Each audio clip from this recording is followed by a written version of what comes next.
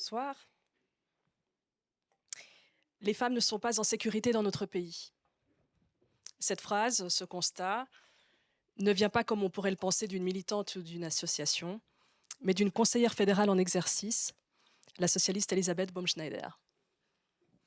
Pendant ce temps, les associations de protection des victimes demandent aux politiques d'agir, demandent des aides pour la prévention, pour la protection des personnes concernées, pour des poursuites judiciaires appropriées, pour une stratégie globale.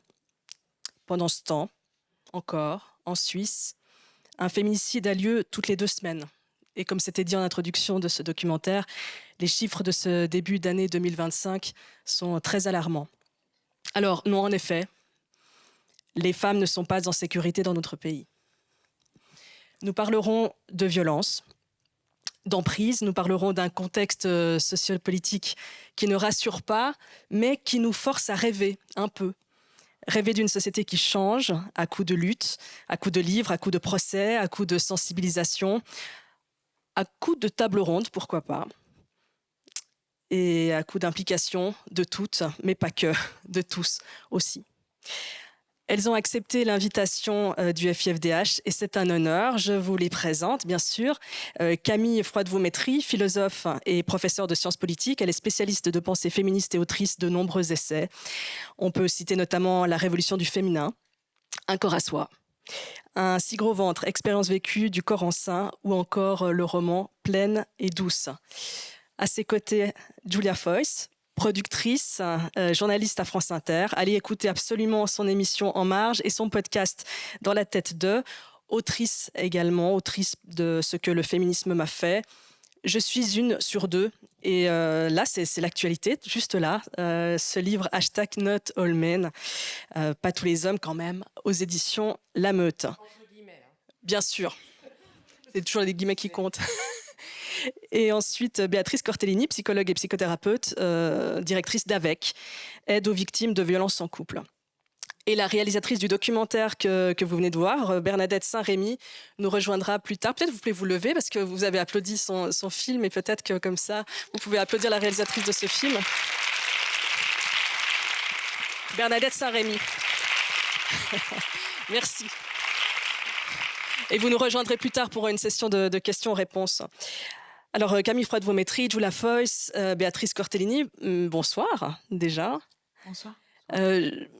Vous étiez là au premier rang avec moi, regardez ce film documentaire. Peut-être commencer par une réaction. Quelles impressions ce film vous laisse, Camille Froide-Vaumétry? Une humanité inouïe, une sororité inouïe aussi. C'était évidemment très émouvant, très touchant, mais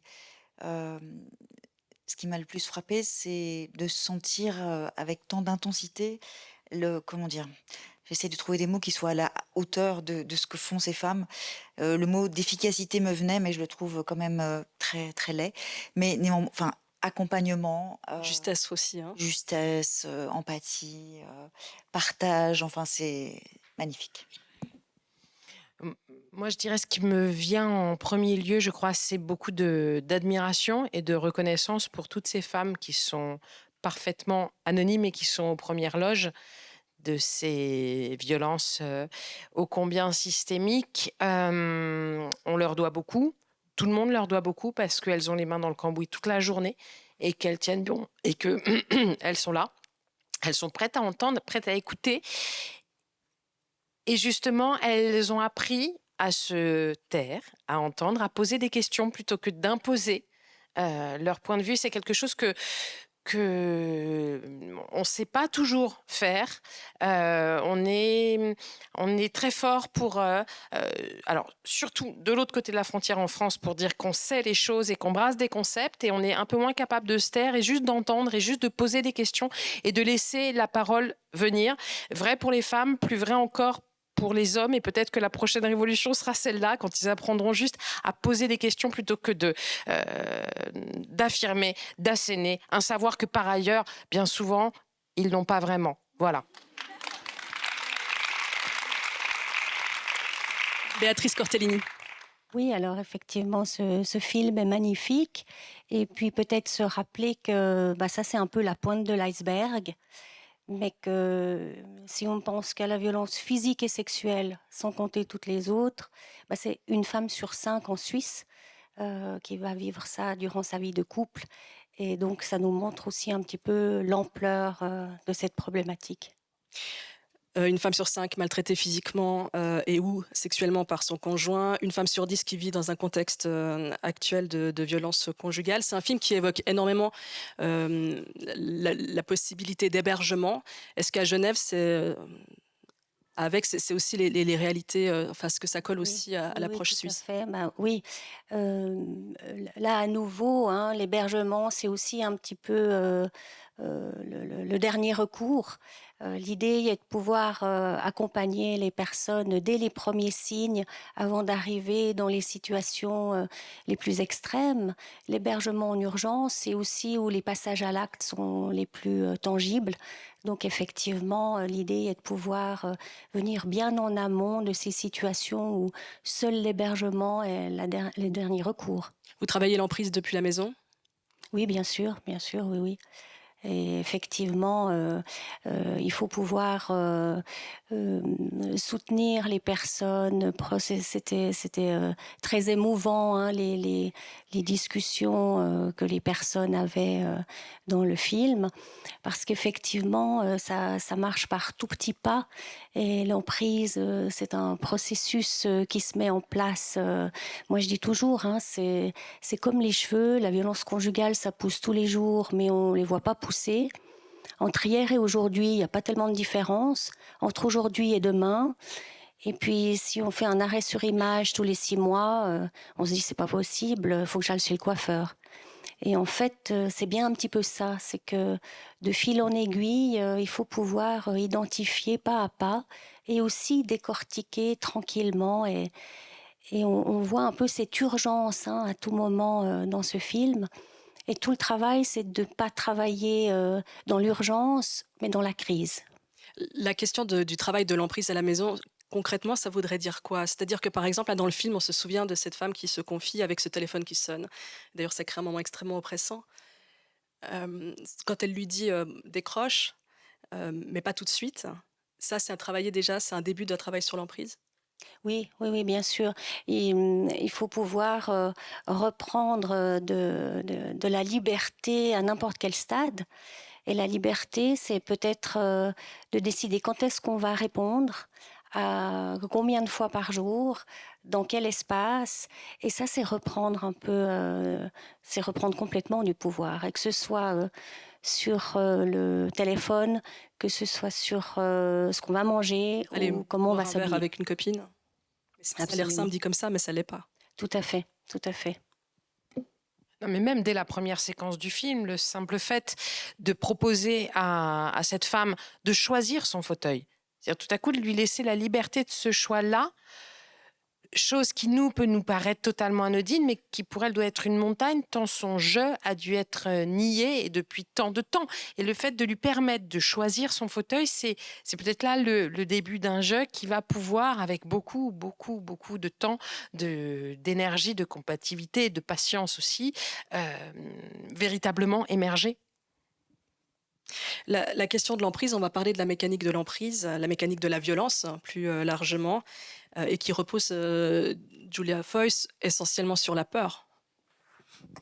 Ah, mais de toute façon, c'est faire régner un climat de terreur, que ce soit au niveau individuel, c'est-à-dire au sein du couple ou de la famille, et au niveau collectif, c'est-à-dire que quand on sort de chez soi, on sait aussi qu'on est dans un rapport de force, comme Sandrine le montrait, qui est comme ça. On le connaît, ce rapport-là. On sait très bien, nous les femmes, que quand on marche dans la rue, on marche avec la peur au ventre. On le sait que ce contexte, il est là. Alors après, la peur peut être plus ou moins forte suivant les femmes, suivant les périodes de la vie, suivant les heures de la journée. Et quand on sait que le plus grave danger, on le court chez soi, effectivement, nous, on doit apprendre à dealer avec ça. C'est pour ça que quand on entend depuis le début de MeToo que les mecs commencent à avoir peur, il était temps, j'y crois pas trop, parce qu'ils sont surtout dans un contexte d'impunité totale. Et je rappellerai quand même un slogan féministe qui dit que les hommes ont certes peur d'être moqués, mais les femmes, elles, ont peur d'être tuées ou violées. Ou les deux. À un moment dans le film, on entend, à propos de la peur, une victime dire: «Je suis toujours dans son emprisonnement». Je voulais savoir ce que ça vous inspire, vous, Camille Froide-Vaumetry, en tant que philosophe?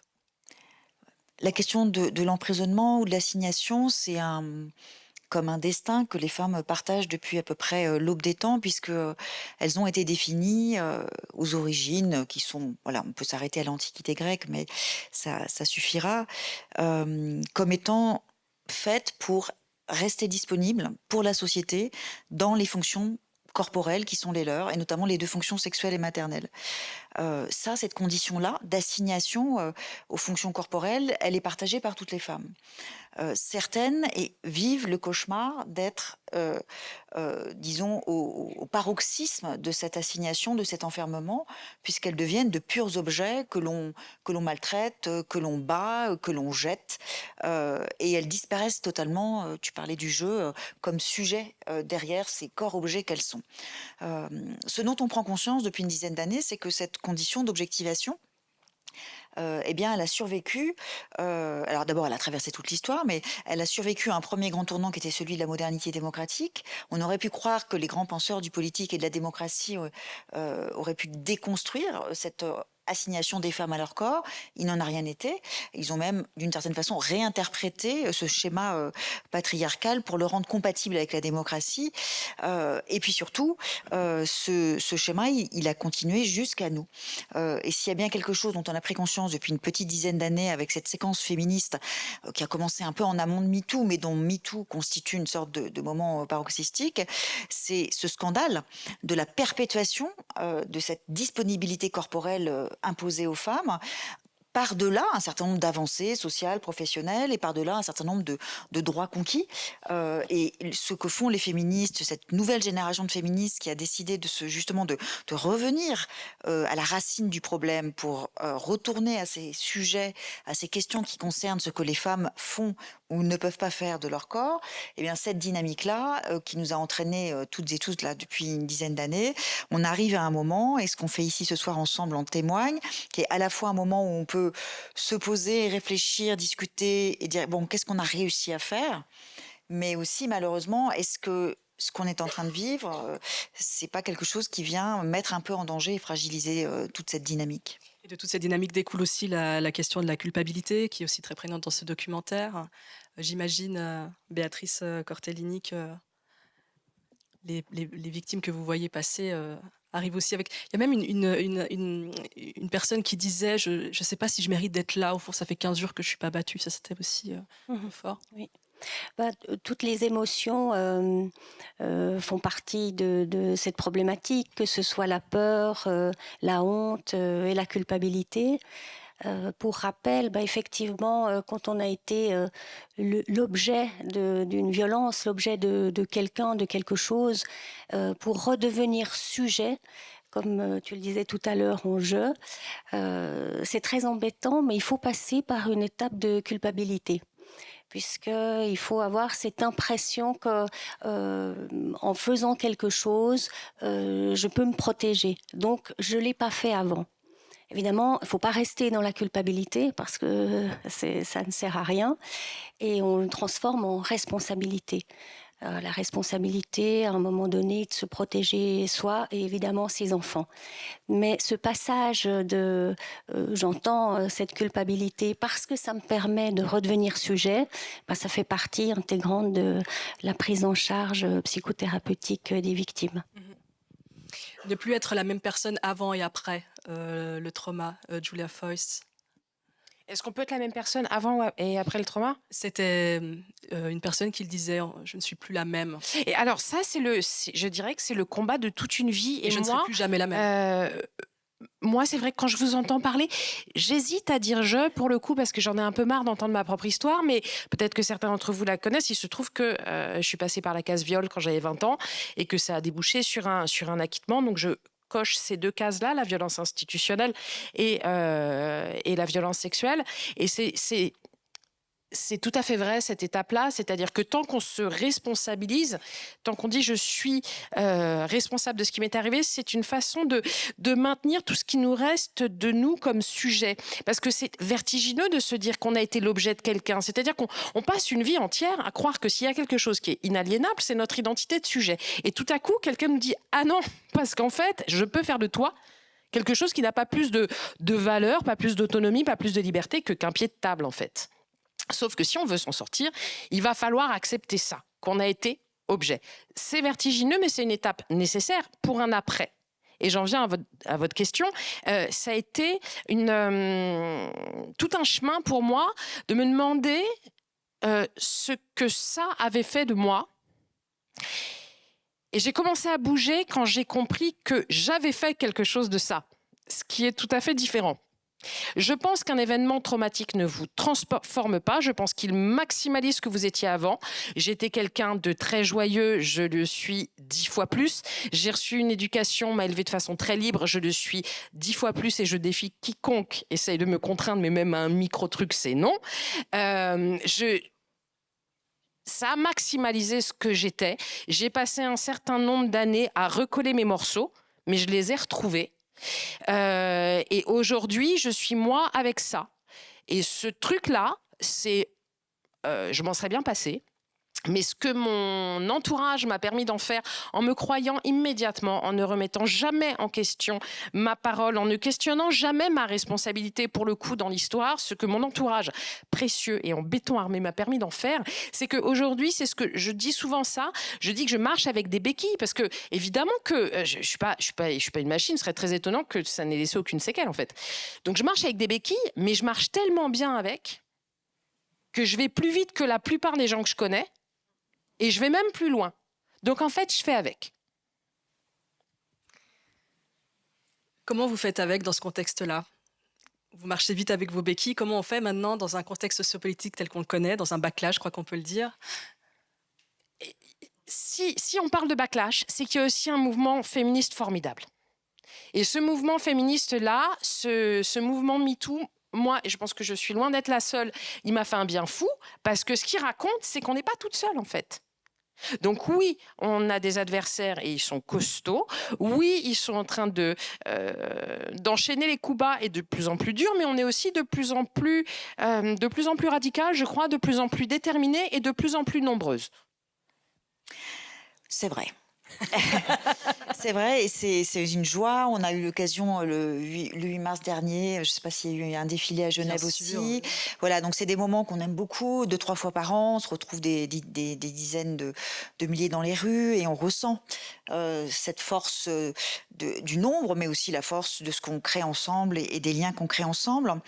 Néanmoins, quand on observe ce qui s'est passé dans l'histoire du féminisme, ce qui frappe, c'est que de façon récurrente, on a une séquence qui consiste en une petite dizaine d'années de forte mobilisation et de conquête, suivie donc on peut appeler ça backlash, mais en tout cas d'un retour au silence, qui fait que selon moi, tout se passe un petit peu comme si on disait aux femmes, bon, ok, c'est bon, vous avez voulu ceci ou cela, vous l'avez eu, maintenant c'est terminé. Il s'est passé cette chose-là dans les années 30, après la conquête des droits civils et politiques. C'est revenu à partir du début des années 80, après la conquête des droits reproductifs de la deuxième vague. Et je crois malheureusement que nous y sommes pour cette troisième séquence. C'est-à-dire qu'on voit bien comment, alors d'abord il y a des signaux très tangibles, ce qui se passe politiquement aux États-Unis aujourd'hui, mais dans un certain nombre de pays européens et en France aussi en témoignent. Moi je le ressens très fort, à tel point que je suis en train d'écrire un texte, une introduction à un gros volume collectif, et il y a encore 1 an ou 2, j'imaginais pas du tout que j'écrirais ce que je suis en train d'écrire, c'est-à-dire un texte très politique qui est une sorte de déclaration enfin voilà, je dis nous sommes entrés en résistance. C'en est fini, c'est triste parce que c'était bien, de cette séquence joyeuse, déterminée, enthousiaste, que j'ai appelée la bataille de l'intime, tous ces combats de ces jeunes féministes, tous ces convergence aussi de lutte, etc. Enfin, j'ai l'impression que maintenant, on est passé en mode défensif, mais ça n'empêche pas de rester combative. Mais il y a quelque chose d'un peu nouveau. Et ce que j'aimerais qu'on réussisse à faire, c'est de ne pas tomber dans le piège qui est vertigineux. Je ne veux pas incriminer celles qui nous ont précédées, mais on a cet avantage d'avoir le recul aussi de l'histoire et de pouvoir dire attention. On dirait bien qu'on est en train à nouveau de subir cette injonction au silence ou au retour au silence. Les femmes, retournez à votre place, même si vous avez, voilà, il y a quelques petites conquêtes, quoique, enfin, je ne sais pas comment ça se passe en Suisse, mais s'il y a bien quelque chose qu'on peut observer, c'est que, enfin, moi, j'ai cette impression de cyclicité. En France, c'est typique, on a ces affaires qui explosent, et alors là, pendant 6 mois, on n'entend plus parler que de ça. Je pense récemment au procès des viols de Mazan. Ça monte comme un soufflet, et puis ça se termine, et puis il ne se passe rien. Qu'est-ce que ça a changé? Qu'est-ce que ça n'a pas changé, Julia Foyce, les procès de Mazan, Mazan, ouais. rien. Rien changé? Rien. Rien du tout? Ouais. Rien. Je pense que non, vraiment, c'est ce que décrit Camille, c'est-à-dire que c'est cyclique, c'est la même chose. La seule chose, c'est qu'en fait, avant Mazan, on se disait que, en fait, ça allait super bien en France, qu'on n'avait aucun problème avec le patriarcat, et depuis Mazan, c'est cool parce que ça va mieux depuis Mazan, en fait.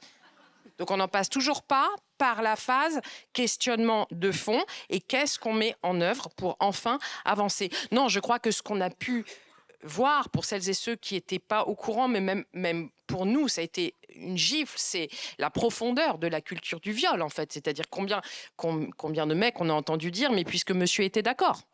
Donc évidemment, on s'est servi. C'est ça qu'on a pu mesurer. Après, je ne pense pas, malheureusement, ce que j'attends, moi, c'est un relais politique. Et la moindre des choses qu'on puisse dire, c'est que de notre côté, en France, les politiques sont très nettement en deçà des enjeux.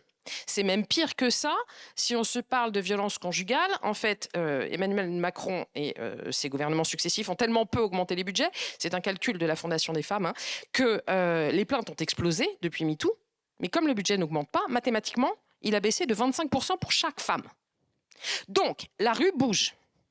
Il y a une prise de conscience, il y a, Camille les évoquait à l'instant, une nouvelle génération de féministes elles sont toutes prêtes à tout défoncer, elles ont peur de rien, et les filles de 20 balais sont extraordinaires, de courage, de drôlerie, d'audace et d'inventivité, ça ouais. Par contre, le relais institutionnel, la remise en question par exemple ne serait-ce que de la justice.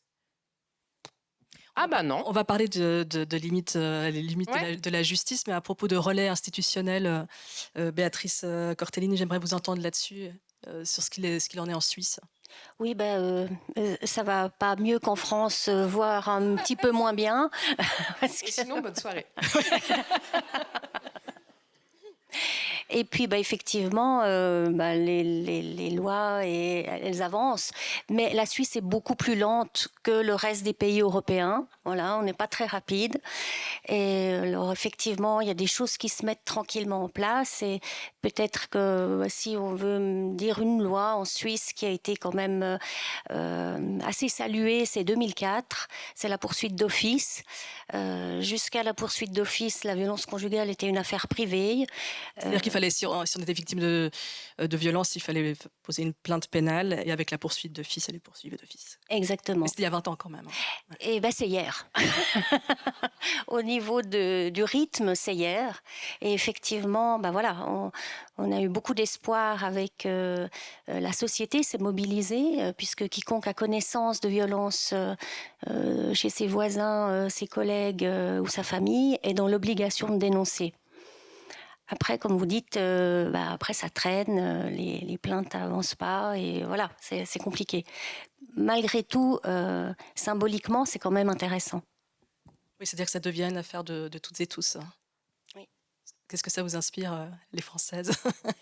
Non, mais je dirais que le fait que les mentalités avancent, que le vocabulaire change, ça veut dire que, d'une certaine façon, j'évoquais les jeunes générations, elles ont des outils que nous n'avions pas. Moi, quand ça m'est arrivé, à 20 ans, j'ai longtemps été persuadée que j'étais la seule à qui ça arrivait. Donc si je suis la seule à qui ça arrive, c'est qu'à un moment ou à un autre, j'y suis pour quelque chose, j'ai déconné, etc. Je pense qu'une nana à qui ça arrive aujourd'hui, ça n'empêche pas la solitude psychique effroyable dans laquelle elle va se retrouver. Mais elle sait, depuis 7 ans, grâce à ce hashtag MeToo, elle sait qu'on est des milliers, elle sait qu'on est une armée planétaire, et que on est toutes aujourd'hui debout et prêtes à lui tendre la main. Et ça change quand même un peu la donne.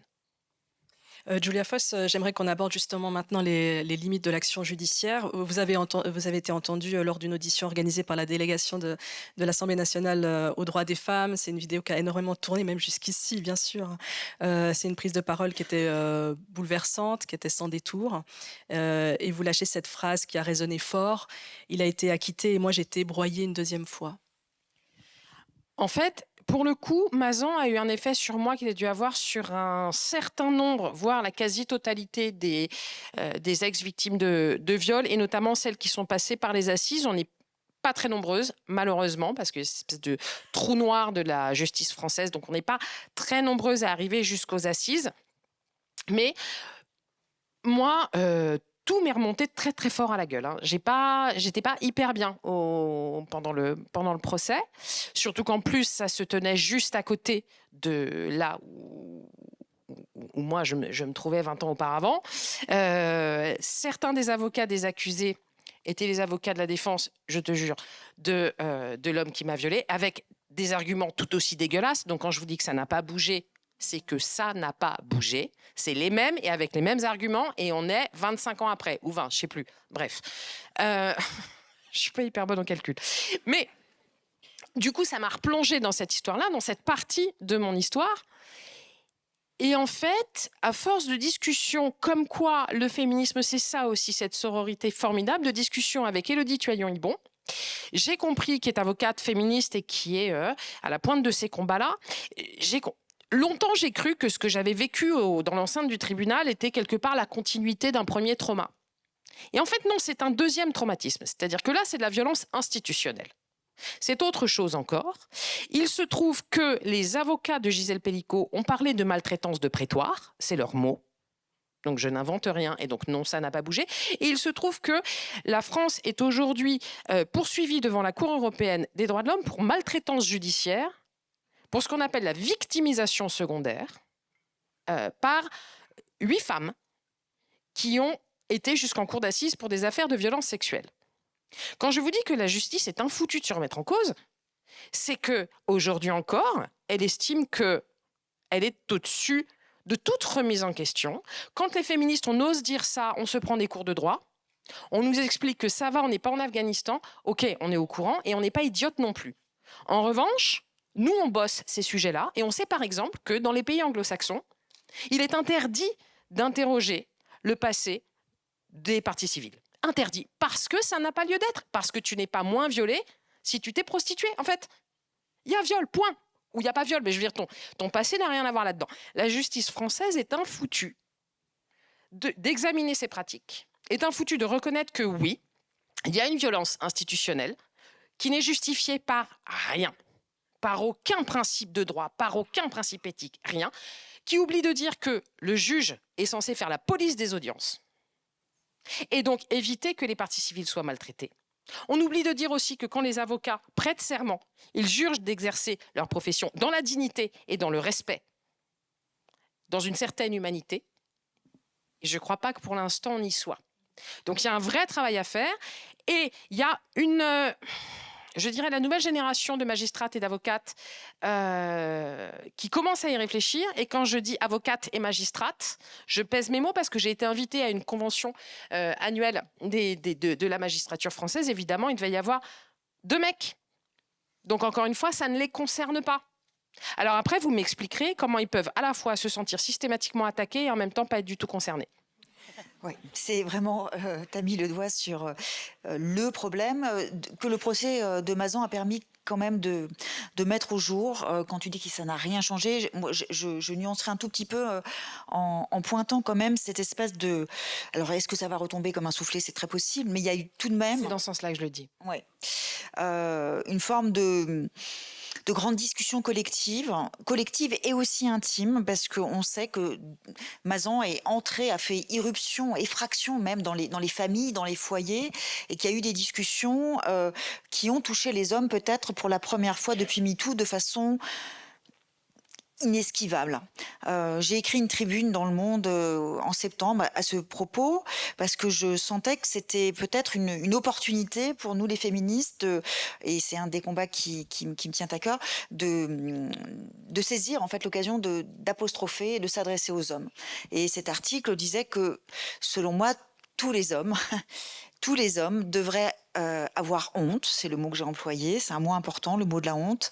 Gisèle Pélicot elle-même l'a mobilisé en disant que voilà, il fallait que la honte change de camp, mais en pensée féministe, on sait aussi que c'est un affect, une émotion qui est spécifiquement rattachée aux femmes, qui se noue dès la puberté, puisqu'on apprend aux filles à se sentir toujours insatisfaites et toujours inadéquates, et que c'est quelque chose qui accompagne les femmes tout au long de leur vie.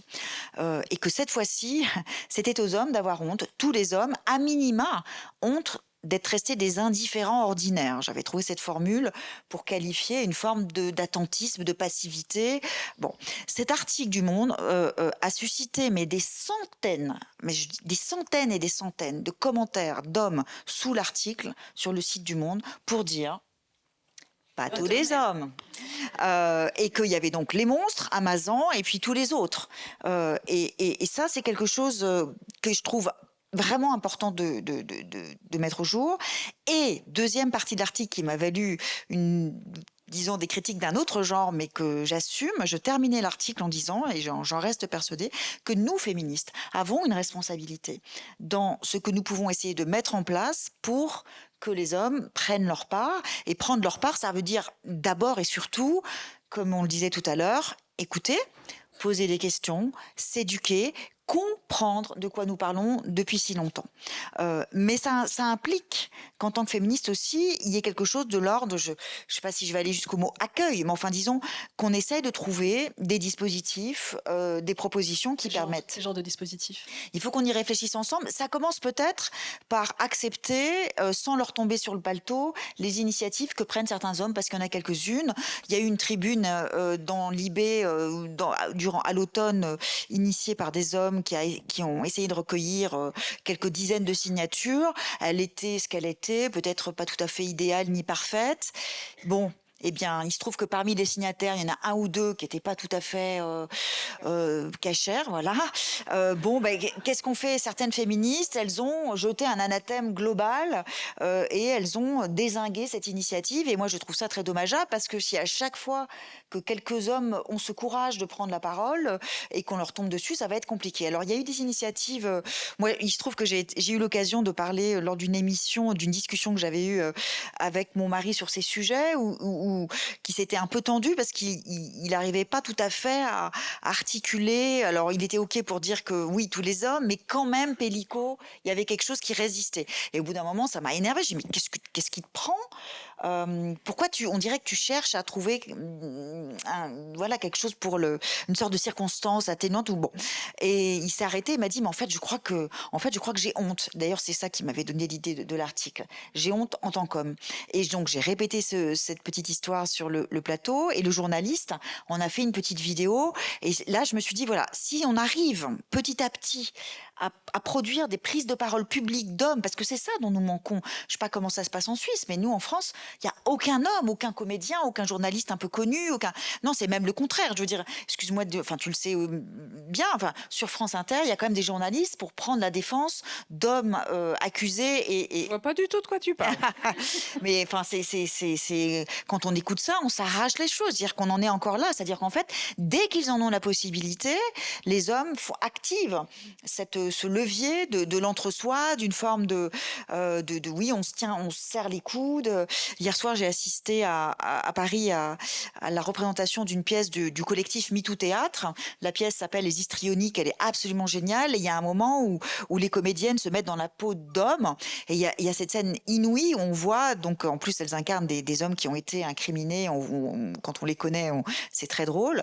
Et qui passent leur temps à se dire, oui, mais je t'aime, tu sais que je t'aime. En fait, et au début, je trouvais ça un peu curieux. C'était quoi ces déclarations d'amour?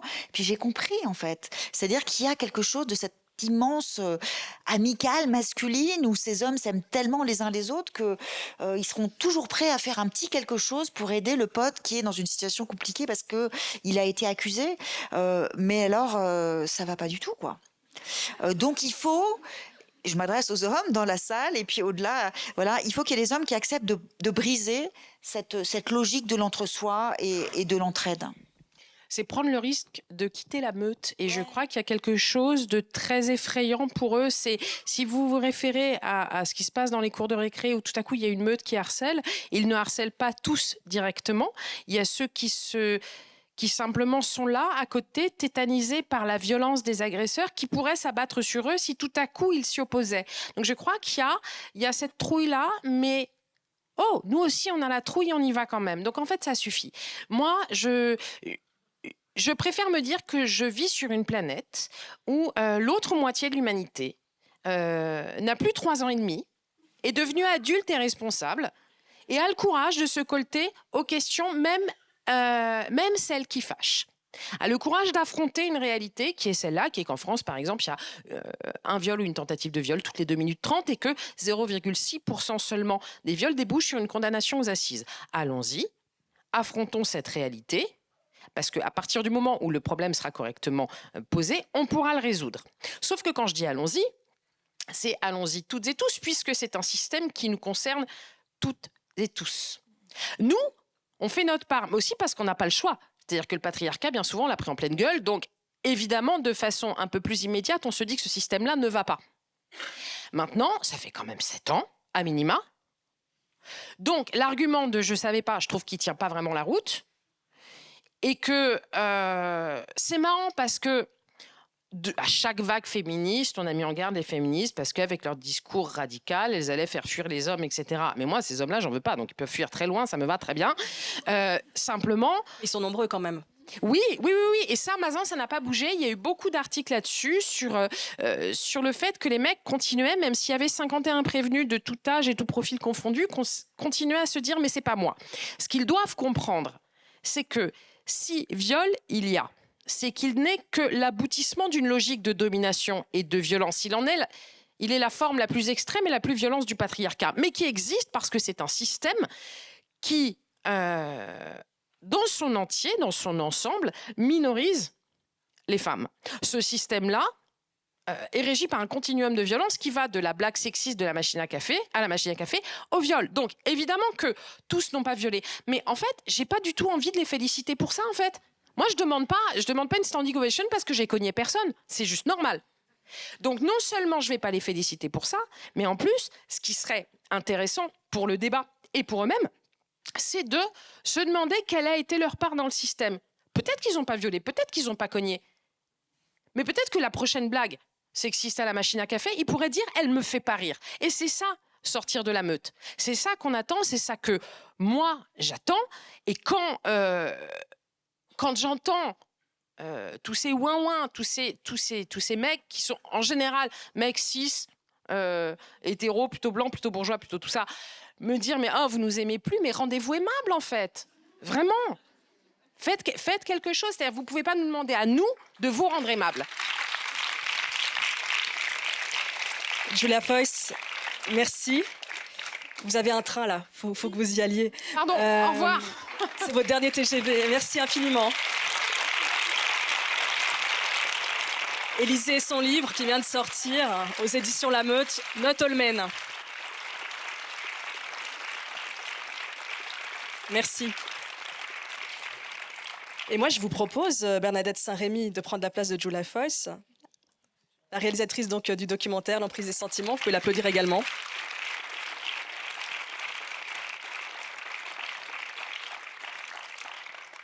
Est-ce que vous avez un micro? Oui. Oui, merci. Ça va être difficile. Ça a dû être frustrant pour la vous d'être là. remplacer, hein. Oui.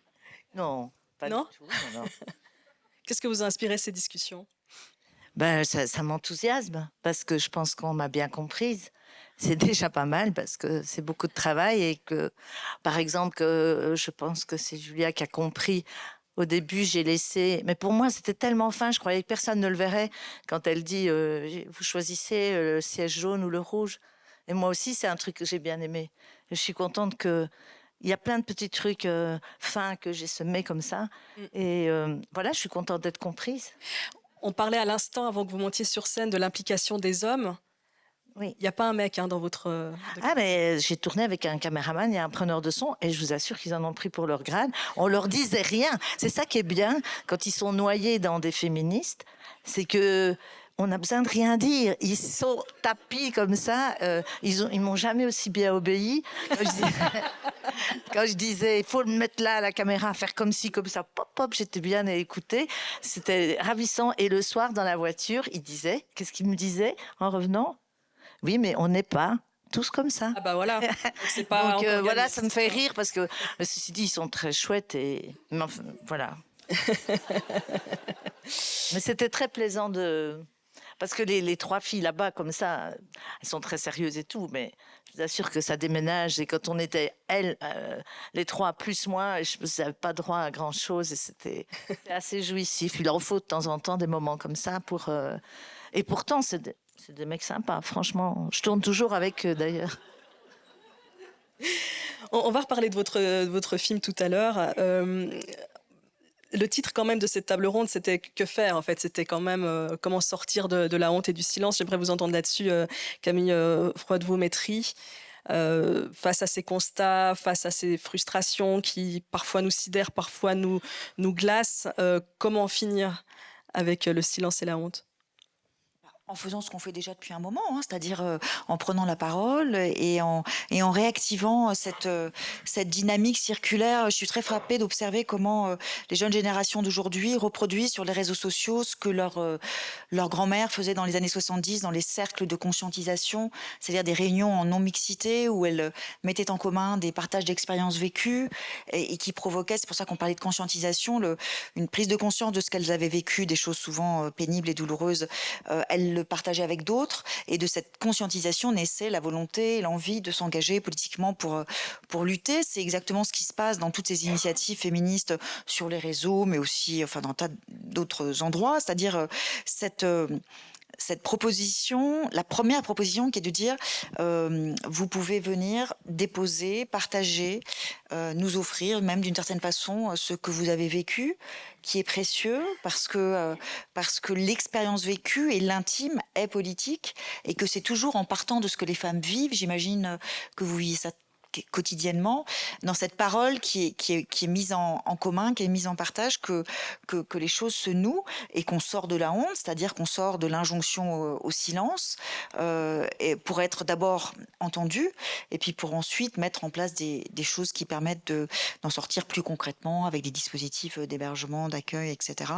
Et c'est très important que cette possibilité-là soit offerte à toutes les femmes. Moi, ce qui me paraît encore résister dans cette possibilité d'une parole qui soit mise en commun, c'est comment on fait, notamment pour que les garçons, les petits garçons et les ados prennent conscience que de parler de soi, de parler de sa vie intime, de parler de ses sentiments et de ses émotions, c'est des choses qui sont bénéfiques, c'est des choses qui sont souhaitables pour les filles comme pour les garçons.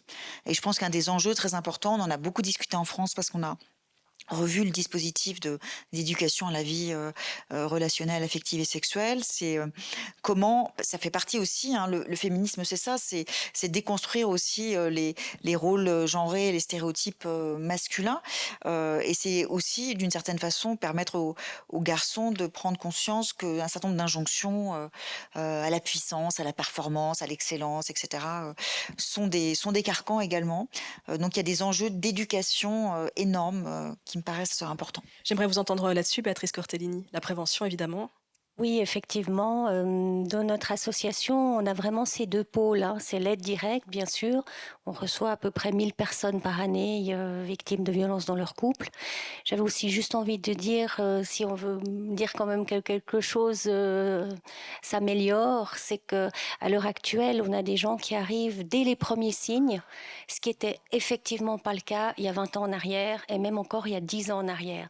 Donc on voit quand même que la violence, elle est de plus en plus identifiée et pour nous, c'est quelque chose d'extrêmement positif et qu'effectivement, 20% de ces près de 1000 personnes arrivent dès les premiers signes, c'est-à-dire il y a la violence verbale et psychologique avant d'arriver à la violence physique. Et ça, c'est l'avenir aussi, hein. C'est-à-dire identifier très rapidement. Ça fait partie de la prévention. Et comment on fait pour dépister la violence, comme on dépiste, je sais pas, l'IST? Alors effectivement, nous, on a lancé une grande campagne au niveau de tout le canton pour pouvoir, une fois par année, dépister son couple avec un questionnaire. Et d'ailleurs, on l'a appelé dépistage. Une fois par année, si on est en couple, on devrait pouvoir se tester. Quel genre de questions? Alors, il y a 8 questions. C'est un questionnaire qui a été validé, qui est validé scientifiquement en langue française. Et ça, c'est les Françaises qui nous l'ont validé. Merci. Il était en fait avant en anglais et en espagnol. Et parmi les 8 questions, il y a 2 questions sur la violence économique, 2 questions sur la violence psychologique, 2 questions sur la violence physique, 2 questions sur la violence sexuelle.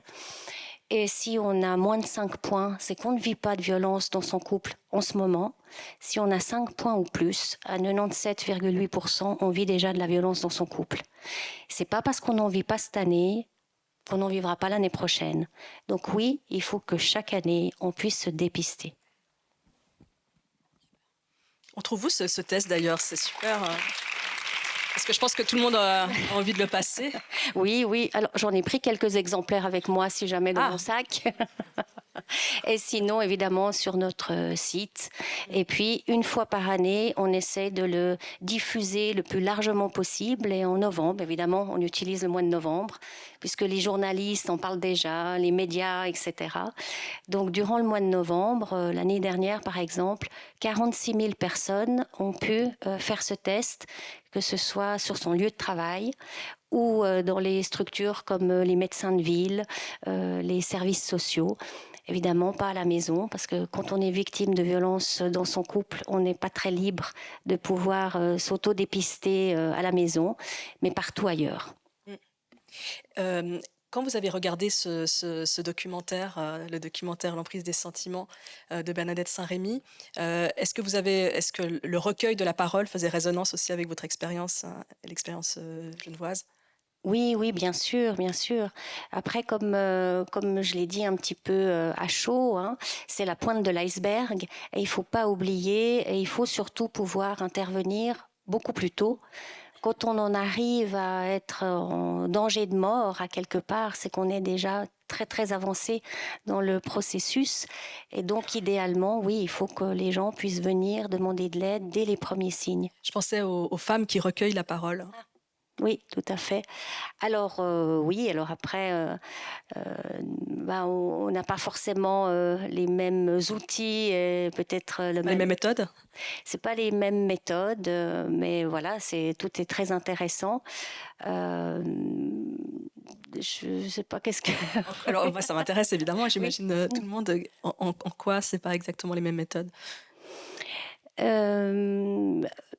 Je pense que nous, on a une orientation cognitivo-comportementale, hein. Donc voilà, avec les outils qui vont avec, et l'aide aux victimes. Et effectivement, peut-être qu'on prend des mini-modifications. On travaille vraiment au niveau micrométrique. Et puis de ces mini-modifications, elles vont être choisies par les personnes et on va les suivre très longtemps, 1 an, 2 ans, 3 ans. C'est un très long processus. Et donc, effectivement, pour éviter justement de devoir, comme on voyait par exemple la situation où la dame faisait des allers-retours en foyer, qui est très très coûteux au niveau émotionnel pour les enfants, pour la femme elle-même. Et donc, avant on disait, hein, une femme, elle doit partir 7 fois pour que ce soit la bonne. Soit ça va de pire en pire, et puis finalement, la 7e fois, elle dit non, mais je rentre plus. Soit ça va de mieux en mieux, parce que les choses se mettent en place, et finalement, elle n'a plus besoin de revenir.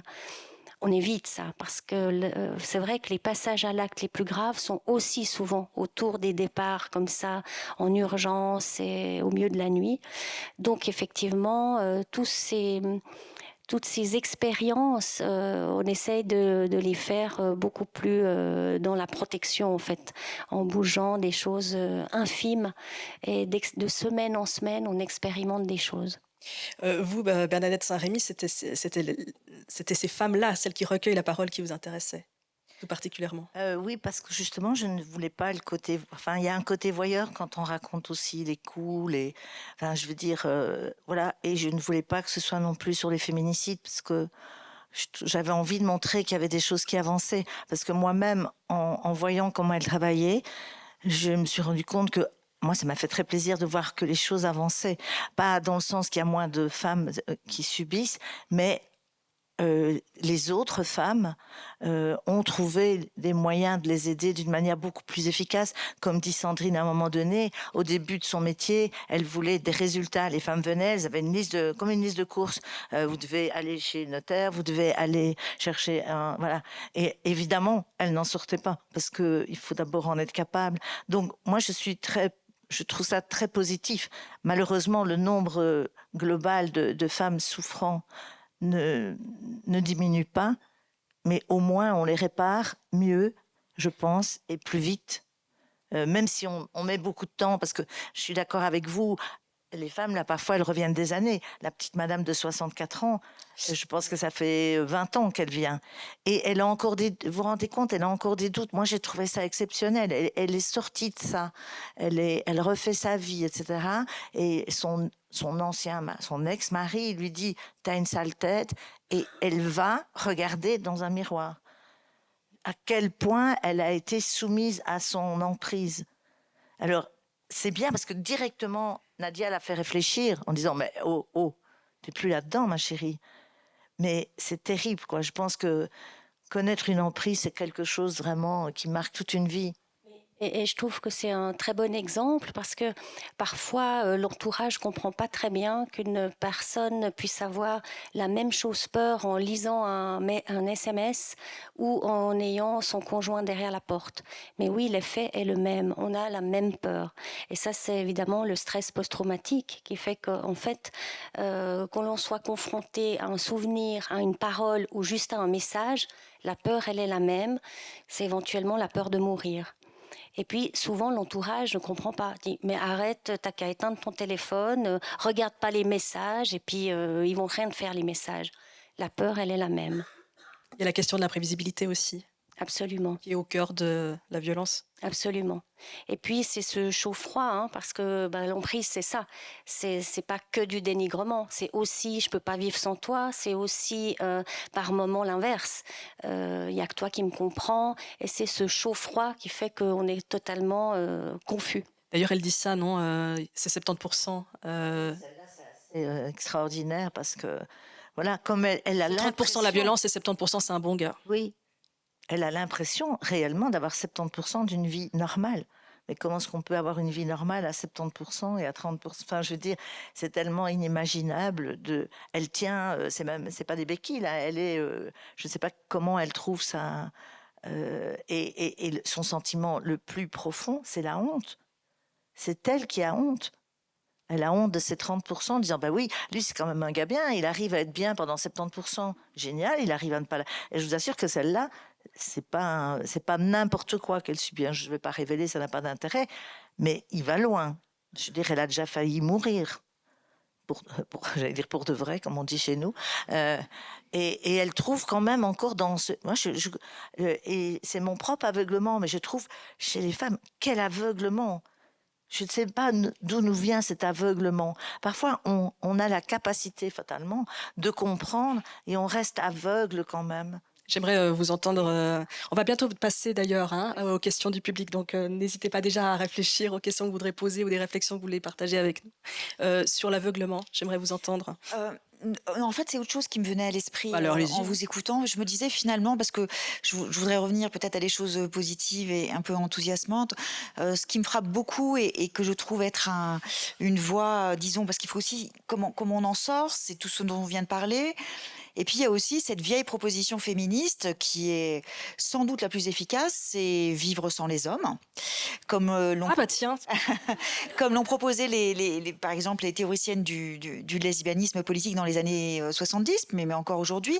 Mais la forme que ça prend aujourd'hui, c'est une réflexion hyper intéressante sur comment repenser, ou avec cette jolie formule, comment réinventer l'amour, c'est-à-dire comment repenser les relations entre les hommes et les femmes, les relations amoureuses, les relations sexuelles, ou les relations d'un autre genre.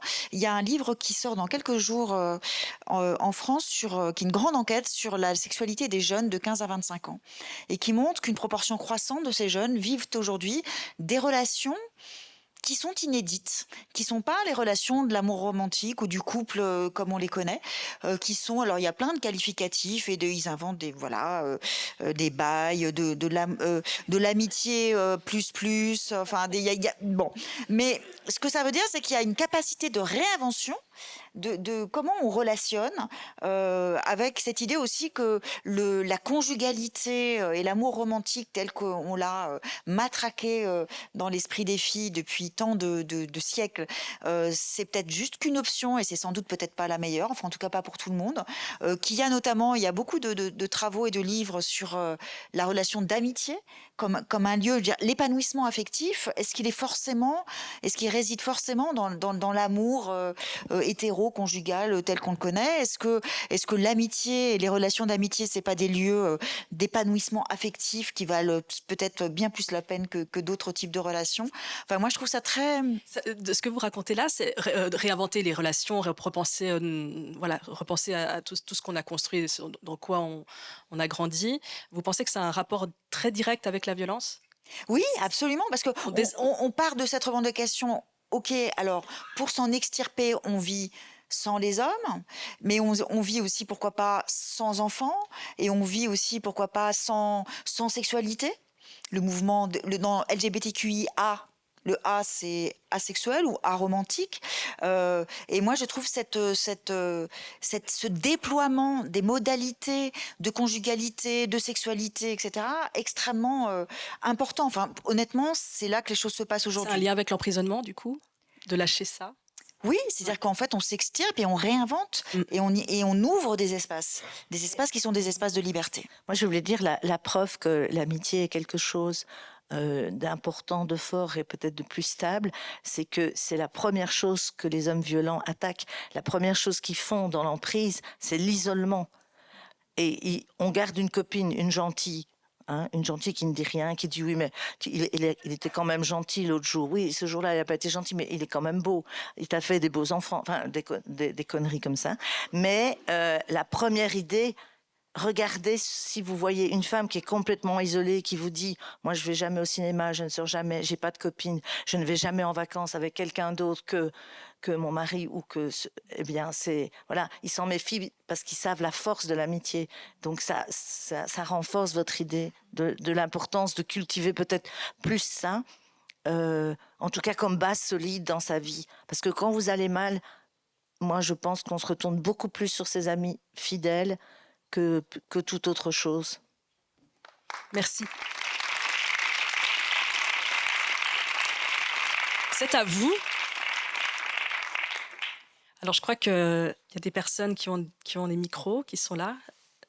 Il y a déjà une première question là. Oh, il y en a plein, c'est génial. Mais vous inquiétez pas, on a un quart d'heure, on a quand même le temps de pouvoir répondre à plusieurs questions. Et il y a aussi des gens en haut, hein, on ne vous oublie pas. Faites signe hein, si vous voulez. On a un micro en haut aussi. Bonsoir. Je suis debout, en plus c'est un peu gênant, mais je me rassieds. Merci pour vos échanges, c'était hyper instructif et précieux. Et moi, c'est ça qui me fait continuer tous les jours, c'est ce genre de moment. Du coup, on en a un tout petit peu parlé, vous l'avez abordé Camille pendant la discussion, c'est l'éducation à la vie affective et sexuelle et relationnelle.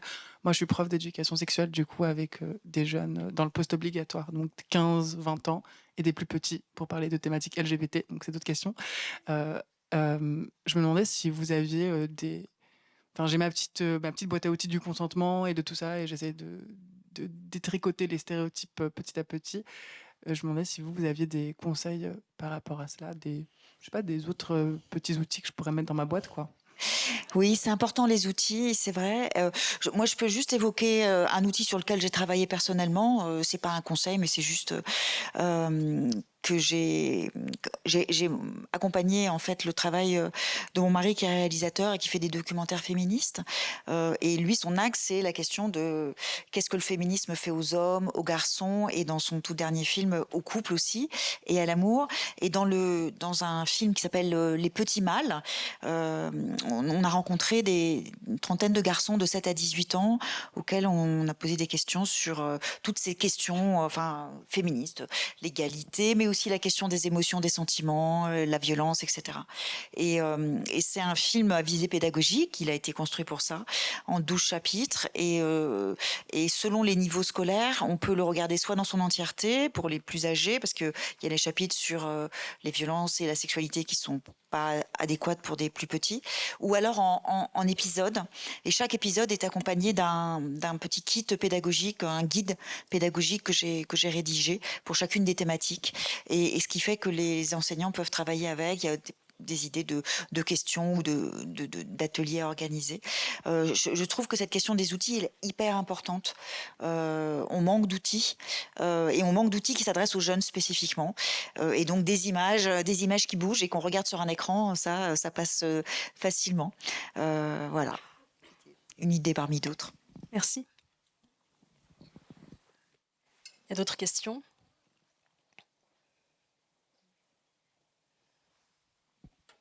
Oui, merci beaucoup pour le film et puis pour la discussion qui est passionnante. J'ai une anecdote et puis je voulais avoir votre sentiment là-dessus. Je vais essayer de faire court, mais en fait, il n'y a pas si longtemps, j'étais dans une rencontre au sein d'une association à vue féministe, et il y avait très peu d'hommes, mais il y en avait quand même. Et puis, en fait, il y en a un qui n'a pas pu s'empêcher de dire oui, mais quand même, pas tous les hommes et tout, ça n'a pas raté. Et puis, on a mis vraiment un quart d'heure à lui sortir plein d'arguments pour dire oui, mais bon, quand on est dans la rue, en tant que femme, le soir, tous les hommes sont potentiellement dangereux, enfin, voilà, tout ce qu'on connaît. Et il y a une femme qui était là, qui a sorti un argument que j'avais jamais entendu, mais qui m'a vraiment frappée. Elle a dit, mais par exemple, les agressions sexuelles sur les enfants, c'est fait par des adultes. Et quand on dit cette phrase, on n'a pas besoin d'être rassuré en nous disant mais pas tous les adultes. Enfin, parce que c'est implicite, on le sait, quoi. Oui, pas tous les adultes.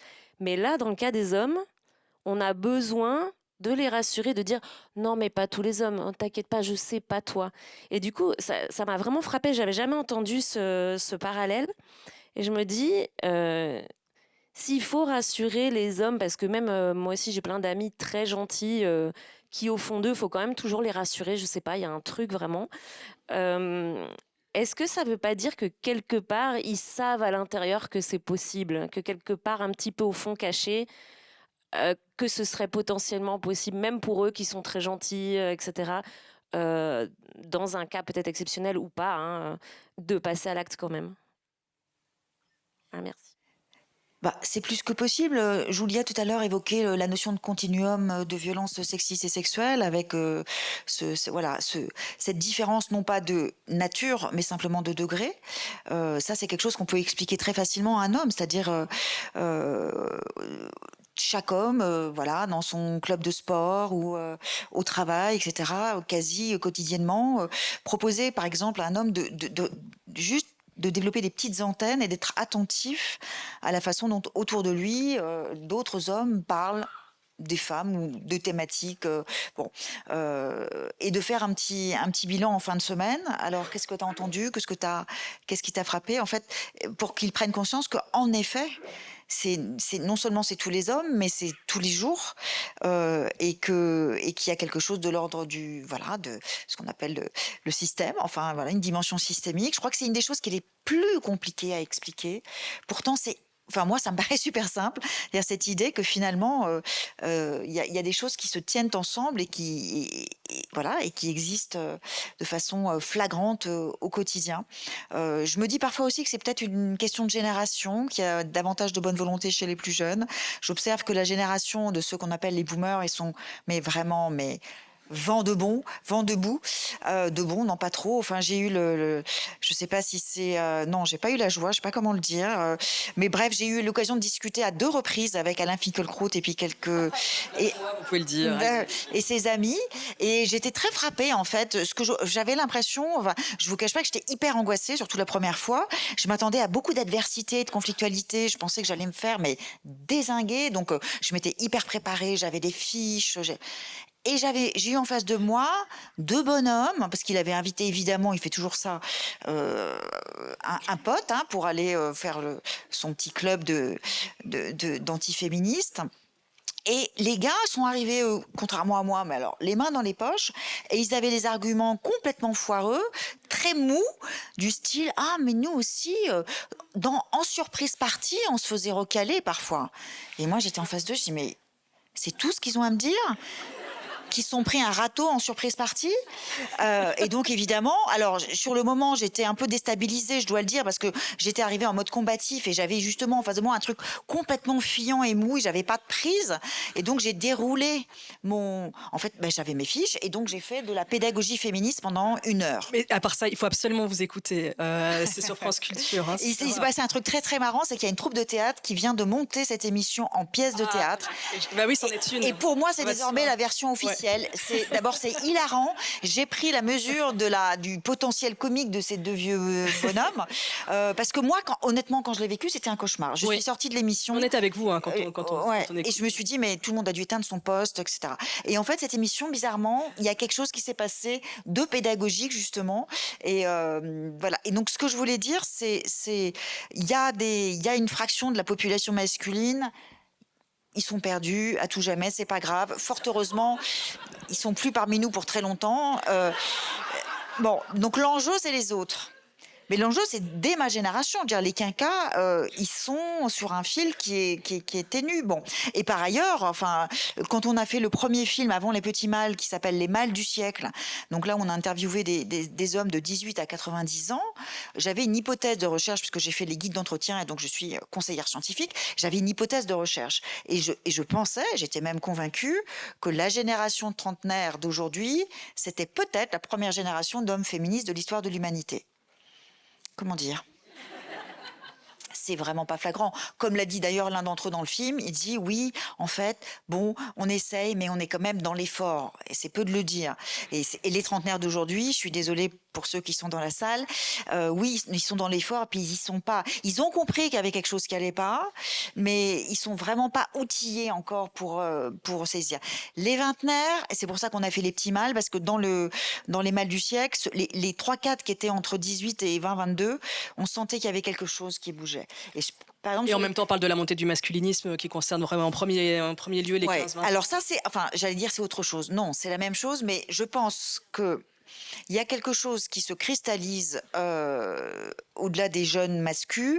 En fait, on est dans un moment où on comprend, les gens plus ou moins confusément comprennent que ce que nous avons réussi à faire quand même, c'est à faire trembler quelque chose qui est le socle du patriarcat, cette logique d'objectivation que j'évoquais tout à l'heure, le fait de réduire les femmes à leur corps et l'injonction à une normalité hétéropatriarcale, la famille hétéropatriarcale. Ça, c'est assez sérieusement ébranlé. Il y a des grosses fissures avec le mariage pour tous en France, l'accès aussi au protocole de PMA pour toutes les femmes en France. Je ne connais pas la législation suisse sur ces sujets, mais voilà.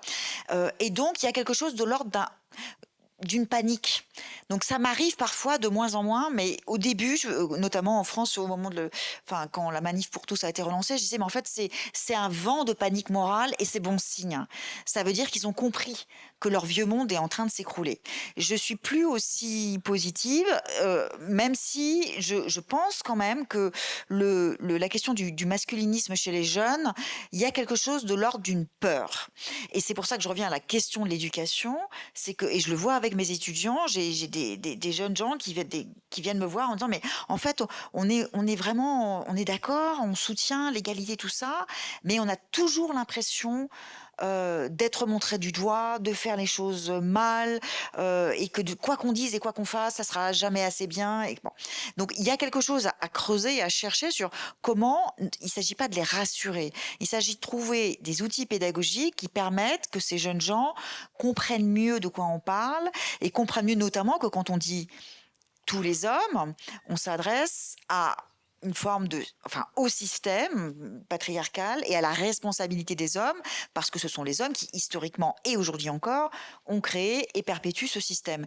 Et ce que ça veut dire aussi, c'est que s'ils sont partie prenante et s'ils font partie du problème, ils ont peut-être aussi intérêt à faire partie de la solution. Et puis, une fois encore, il faut trouver les mots, les outils pour essayer de les en convaincre. Il nous reste encore 2 minutes. Si vous avez... Il y a des questions. Est-ce qu'en haut, il y a des questions? Oui, il y a des questions en haut. Merci beaucoup. C'est bien d'enchaîner là-dessus parce que j'allais justement parler de la peur. On parle beaucoup de la honte. On dit la honte doit changer de camp. Moi, je pense que c'est la peur qui doit changer de camp. Je pense que les hommes doivent avoir peur de violer. Et aujourd'hui, c'est pas le cas. Les hommes doivent avoir plus peur de violer que de, par exemple, se faire traiter de violeur. Ce qui se passe aujourd'hui, c'est que vous le dites, les hommes ont peur, il faudrait les rassurer, comme si nous, on n'avait pas de problème. Non, j'entends bien, c'est pas ce que vous avez dit, mais aujourd'hui, je me demande comment on insuffle ça, c'est-à-dire le fait de leur dire, en fait, ne pas violer, ne pas être un violeur, c'est un travail de tous les jours qui commence par ne pas être sexiste, le continuum de violence, etc.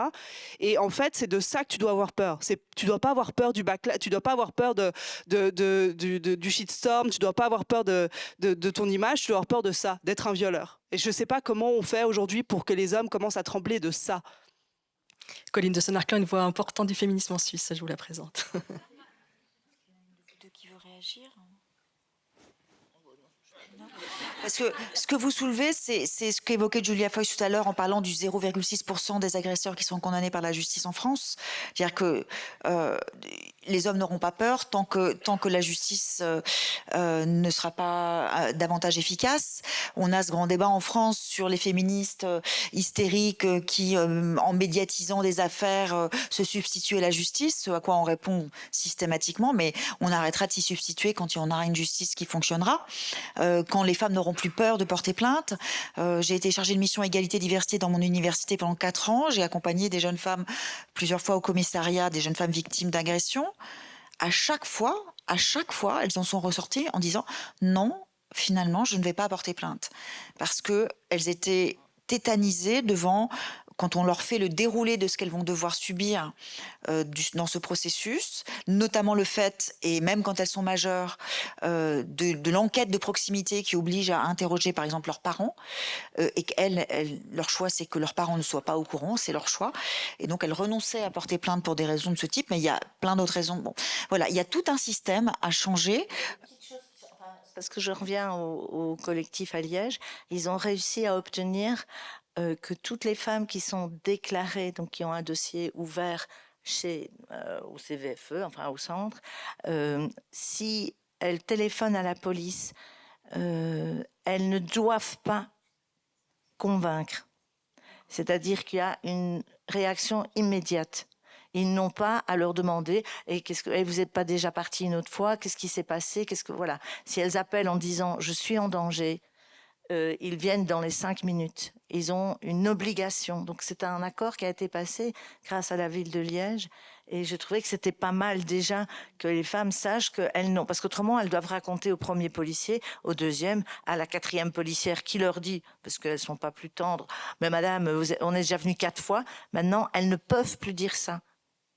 Elles doivent venir aider, prendre le mari violent, le sortir de la maison. Et ce qui a changé aussi beaucoup dans les pratiques, c'est que pendant tout un temps, c'était les femmes qu'on sortait des maisons. C'est pour ça qu'on leur demande tout le temps de partir. Mais bon Dieu, pourquoi est-ce qu'elles doivent partir? Moi, je me suis toujours demandé ça à 20 ans et j'ai toujours la même question. Pourquoi c'est elles qui doivent s'extraire de la maison, qui doivent se reconstruire ailleurs, alors que ce n'est pas elles qui posent problème? Donc maintenant, la police de plus en plus sortent les hommes violents des maisons et mettre des distances. Je ne sais pas si ça existe ici aussi ou en France, en tout cas en Belgique ça existe, et ils ne peuvent plus approcher à moins d'une telle distance. Et c'est des petites choses, vous allez me dire ça ne change pas toute la vie, ni le rapport, ni la compréhension, Mais au niveau de la sécurité, ça permet aux femmes de se dire, parce que se dire, je vais encore devoir raconter à un nouveau policier ce qui m'est arrivé dans ma vie, c'est très fatigant. Raconter, c'est de la même chose pour les viols. Passer 10 fois à devoir expliquer. Voilà, je pense que des petites choses avancent. Mais vous avez parlé de la municipalité de Liège. En fait, ce que ça dit, c'est qu'il faut une volonté politique forte. Bien sûr. Nous, en France, on se prend la tête depuis Mazan sur la question est-ce qu'on doit inscrire le non-consentement dans la définition du viol? Mais le temps et l'énergie qu'on perd sur ce débat, en plus, voilà, on n'est pas toutes d'accord. Mais non, enfin, je veux dire, passons du temps à débloquer des moyens pour la justice et pour la police. Passons du temps à former les policiers, les magistrats. Dépensons de l'argent aussi pour qui est pas comme c'est le cas en Espagne, des tribunaux spéciaux sur la question des violences sexuelles et conjugales. Enfin, et le problème de la centralité de la volonté politique, c'est que qui fait la politique et qui tient les manettes du pouvoir? Tous les hommes. On est censé s'arrêter, mais il y a quand même... Vous savez quoi, allez, on la prend quand même.